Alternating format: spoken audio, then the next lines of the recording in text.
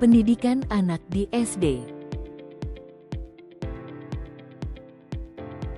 Konvensi Hak Anak adalah sebuah perjanjian internasional yang dibuat untuk melindungi dan menjamin hak-hak setiap anak di seluruh dunia. Ada 54 pasal dalam KHA dan hingga saat ini Konvensi Hak Anak dianggap sebagai satu-satunya konvensi di bidang sosial dan budaya. Pembahasan soal pertama. Bagaimana KHA mengatur mengenai kelompok anak yang memerlukan perlindungan khusus? Komite Hak Anak PBB menyebutkan 4 kelompok anak yang memerlukan perlindungan khusus. Yang pertama, anak yang berada dalam situasi darurat. Kedua, anak yang mengalami masalah dengan hukum. Ketiga, anak yang mengalami situasi eksploitasi. Dan keempat, anak yang berasal dari kelompok minoritas dan masyarakat adat atau pribumi. Anak yang berada dalam situasi darurat seperti anak pengungsian dan perlindungan dengan konflik.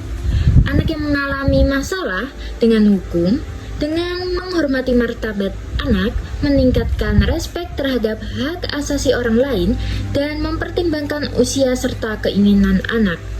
Ada juga anak yang mengalami situasi eksploitasi seperti yang ada pada penjelasan ini. Dan yang terakhir, ada yang berasal dari kelompok minoritas dan masyarakat adat atau pribumi dengan melindungi anak-anak dari kelompok minoritas atau pribumi untuk menikmati budaya, praktik agama, dan penggunaan bahasa mereka bersama. Pembahasan soal kedua. Bagaimanakah implikasi hak-hak anak dalam kegiatan kurikuler, kokurikuler, dan ekstrakurikuler di sekolah? Di sini kita memahami implikasi hak anak pada kegiatan kurikuler, kokurikuler, dan ekstrakurikuler. Undang-Undang Nomor 20 Tahun 2003 tentang Sistem Pendidikan Nasional dan Peraturan Pemerintah Nomor 25 Tahun 2005 tentang Rencana Pembangunan Jangka Menengah Nasional 2004 sampai 2009. Berbagai rencana yang menunjang kegiatan kurikuler, kokurikuler, dan ekstrakurikuler dilakukan sebagaimana dicantumkan dalam Tujuan Pembangunan Pendidikan Nasional Jangka Menengah. Misalnya, meningkatkan iman takwa dan akhlak mulia.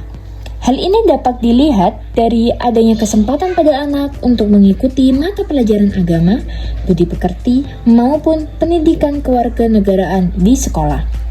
Yang kedua, meningkatkan penguasaan ilmu pengetahuan dan teknologi. Saat ini, penguasaan ilmu pengetahuan tidak hanya difasilitasi melalui atau pada saat pembelajaran sains diberikan di kelas. Kegiatan belajar yang memberi kesempatan pada siswa untuk mengadakan percobaan dari suatu pokok bahasa, misalnya menanam kacang atau mengumpulkan kacang hijau yang ditaruh di kupas yang berair dan kering, merupakan kegiatan sains yang bertujuan agar anak lebih memahami tentang proses pertumbuhan tanaman. Yang ketiga, meningkatkan sensitivitas dan kemampuan ekspresi estetis. Sebagaimana telah dibahas dalam modul perkembangan siswa SD, di mana perlunya keseimbangan pengembangan otak kiri dan kanan, maka kegiatan seni dan bahasa perlu dikembangkan. Negara kita yang kaya akan budaya dan seni amat memungkinkan untuk membiasakan siswanya mengembangkan hal ini. Yang keempat, meningkatkan kualitas jasmani. Pelajaran olahraga yang merupakan pelajaran praktek membuat anak bebas bergerak. Selain itu, praktek membuat makanan 4 sehat 5 sempurna pun merupakan aplikasi dari pemahaman siswa akan hidup sehat. Yang kelima, meningkatkan pemerataan kesempatan belajar pada semua jenis dan jenjang pendidikan bagi semua warga negara secara adil, tidak diskriminatif, dan demokratif tanpa membedakan tempat tinggal, status sosial ekonomi, jenis kelamin, agama, kelompok etnis, kelainan fisik, emosi, mental, serta intelektual.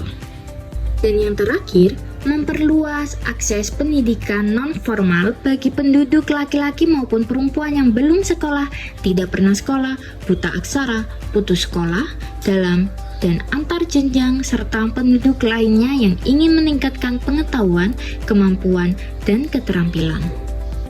Pembahasan soal ketiga, jelaskan faktor yang melatar belakangi perlunya pelaksanaan bimbingan dan konseling dalam proses pendidikan di sekolah.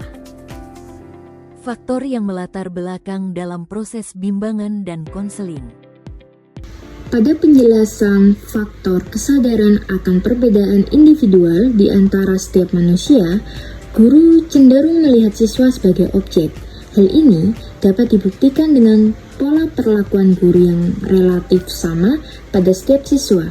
Yang penting, target kurikulum tercapai.